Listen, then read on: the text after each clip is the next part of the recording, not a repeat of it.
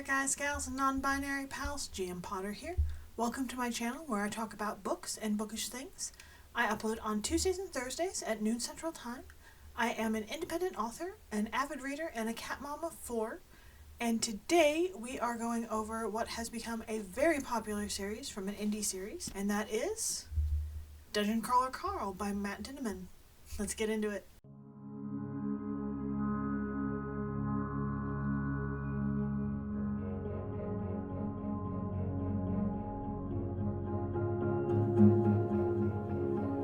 So my goal is to read my way through the series before the next book comes out in May. I think it's at the end of May. I want to read my way through the series, and I've read the first 2 books now. I am starting the 3rd book, and then we'll see how it goes from there. This one started out as a self-published book in 2020. It was picked up by Penguin's Ace Books in 2024, hence the new covers, the hardback editions. Matt Dinniman self-published the first 5 books and still owns the full rights to the Kindle and ebooks. The Ace versions, which are the hardcover, include an additional content short story at the back of each one, which is Backstage at the Pineapple Cabaret.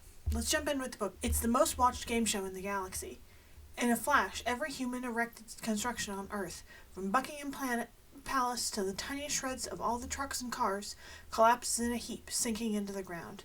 The buildings and all the people inside, they've been atomized and transformed into a dungeon. An 18-level labyrinth filled with traps, monsters, and loot. A dungeon so enormous it encircles the entire globe. Only a few dare to venture inside. But once you're in, you can't get out, and what's worse, each level has a time limit. You have but days to find the staircase down to the next level, or it's game over. In this game, it's not about your strength or your dexterity. It's about your views and your followers. It's about building an audience and killing those goblins with style. You can't just survive, you gotta survive big. You gotta fight with vigor and with excitement. You gotta make them stand up and cheer. And if you have that it factor, you may just find yourself with a following. That's the only way to truly survive this game. With the help of loot boxes dropped from you by the generous benefactors watching from across the galaxy. They call it Dungeon Crawler World, but for Carl, it's anything but a game. This book goes through levels 1 through 2, which is kind of the tutorial mode of the dungeon. It's a LitRPG. It's kind of a mix between science fiction and fantasy, but it's LitRPG is the genre. Like the description says, aliens collapse every structure in the world down to a flat point, atomizing everybody. Carl and his ex's cat manage to escape because she jumps out the open window right before it happens, and he goes out in his underwear with her. He goes out in his underwear after her. There's a scene where when everything collapses, his neighbor I think she's on the ground floor or maybe the 2nd floor, I'm not sure, has her head stuck out the window and she gets decapitated as the building collapses down on her. There's a old folks home that gets collapsed down. Luckily, I guess there was a fire and they were able to get most of the people down into the dungeon. That the stairs transform themselves into a ramp because it wants to eat people, essentially. Princess Donut is Carl's ex's cat. So he and his ex-girlfriend were living together while they were together. She goes on vacation without him. They break up. We find out he was trying to find a way to steal the cat and bribe her family into letting him keep the cat because she is a priceless show cat. She is a tortoiseshell Persian, and she definitely has that tortitude. When they get to they fight some monsters to get to the tutorial guild where they can actually meet up with someone who explains what's going on, at least a little bit. There's these worldwide announcements that are in system standard that everybody can understand regardless of what language they speak. Everybody speaks standard, including the dungeon crawlers, the earthlings. And so when they get to the tutorial guild, they get an enchanted pet biscuit for Donut. He feeds it to her, hoping that she'll turn into something better, something good will happen. It's possible that something awful will happen.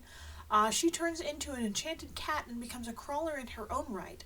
And since her name is Princess Donut, he becomes part of her royal court, and they're bonded together as a group. She gets to talk to him and talk him through things. She's the wacky comic relief in this. Carl's catchphrase quickly becomes "God damn it, Donut," because she comes up with the most outlandish things. They get invited onto talk shows to talk about what's going on, like in between levels, like in between the 1st and the 2nd level.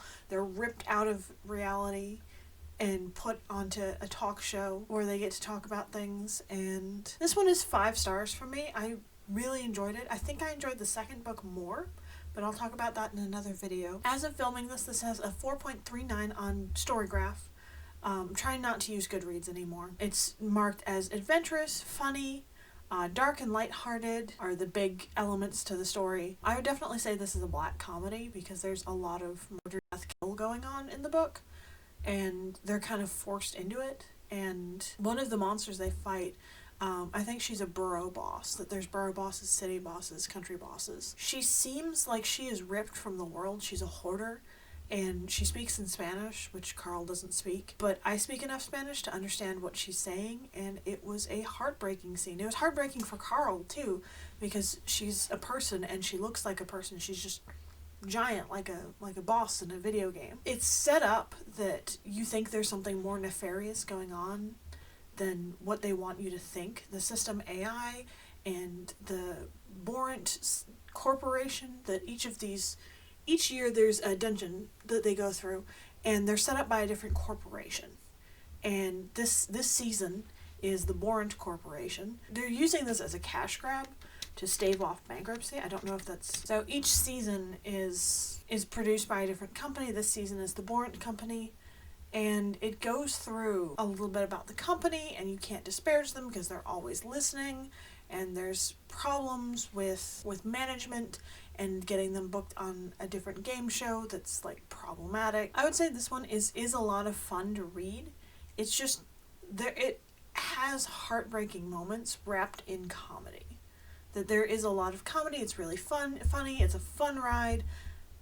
But mixed in with that is a lot of darkness and a lot of heartbreak and a lot of pain. That this book kind of takes the opposite approach to what Joss Whedon has said, that make it dark, make it terrifying, but then for God's sake tell a joke. This one is tell a joke, make them laugh it up, and then bring them all the way down. So this one is kind of the inverse of a Joss Whedon storyline, where instead of darkness interspersed with little bits of light, this one is light with big shadowy clouds overhead, I guess you could say. Dungeon Crawler Carl. It's 446 pages of delightful fun. There's a lot of weird jokes. I would say this one is probably a PG-13 rating. I have heard some of the later books are stronger ratings than that, but I would say the first one's probably a PG-13. It's not terribly abhorrent, like gutting down people or something like that, but it is violent. Have you read Dungeon Crawler Carl? I read the first 2 books. What did you think of them? Are they on your TBR? Are you one of the people that just didn't get it?